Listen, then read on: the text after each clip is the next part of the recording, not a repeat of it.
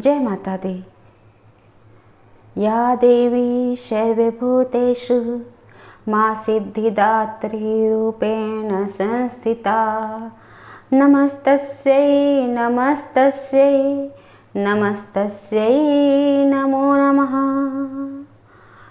या देवी सर्वभूतेषु सिद्धिदात्री रूपेण संस्थिता। नमस्तस्यै नमस्तस्यै नमस्तस्यै नमो नमः। नवरात्रि के पावन पर्व में शैलपुत्री, ब्रह्मचारिणी, चंद्रघंटा, कुष्मांडा, स्कंद माता, कात्यायनी, कालरात्रि, महागौरी स्वरूपों की पूजन करने के बाद माँ दुर्गा के 9वें स्वरूप माँ सिद्धिदात्री की पूजा उपासना से पूर्ण नवरात्रि के पूजन फल का प्राप्त होता है।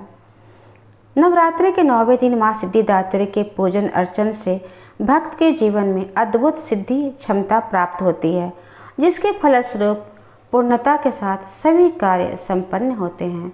माँ सिद्धिदात्री की कृपा प्राप्त होने से सभी लौकिक एवं पारलौकिक मनोकामनाएं पूर्ण होती है। सिद्धि संपूर्णता का प्रतीक है। सिद्धियां प्राप्त होने पर सच्चे मन से मांगी गई मनोकामनाएं बिना विघ्न बाधाओं के भी पूर्ण हो जाती हैं।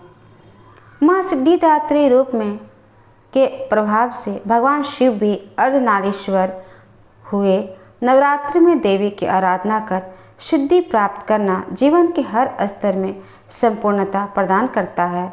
अपने इस विग्रह शक्ति में माता दुर्गा अपने भक्तों को ब्रह्मांड की सभी सिद्धियां प्रदान करती हैं।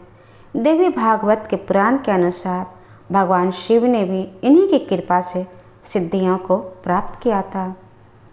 इन्हीं की कृपा से भगवान शिव का आधा शरीर देवी का और वह लोक में अर्धनारीश्वर के रूप में स्थापित हुए। नवरात्र पूजन के अंतिम दिन भक्त और योगी साधक इन्हीं माता सिद्धिदात्री की शास्त्रीय विधि विधान से पूजा करते हैं। माता सिद्धिदात्री चतुर्भुज और सिंह वाहिनी हैं।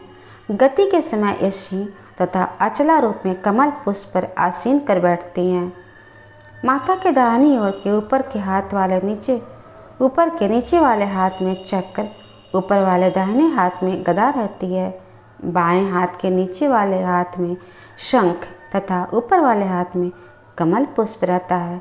कहा जाता है कि केवल नवरात्रों के 9वें दिन भी कोई एकाग्रता और निष्ठा से इनकी विधिवत पूजा करे तो उसे सभी सिद्धियां प्राप्त हो जाती हैं।